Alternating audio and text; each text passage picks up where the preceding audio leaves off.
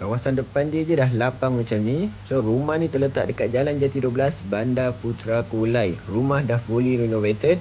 Parking boleh muat 1 biji kereta. Awning pun kita dah tarik. Jom kita masuk pada bahagian dalam dia. Untuk pintu macam biasa, safety door. Assalamualaikum. Ini kawasan living hall dia memang agak kecil tapi dah siap dengan cornice, airbox guys. Untuk bilik pertama ni, boleh korang buat bilik anak-anak. Katil queen pun boleh masuk. Dan kawasan kitchen area dia kita dah bagi siap tabletop L shape. Siap ada tempat mendobi dekat situ. Untuk bahagian belakang dia pun agak luas, boleh muat parking kereta kat situ. Untuk toilet pertama dah fully mozaik sampai atas. Toilet jamban duduk. Jom kita tengok pada bahagian tingkat atas dia.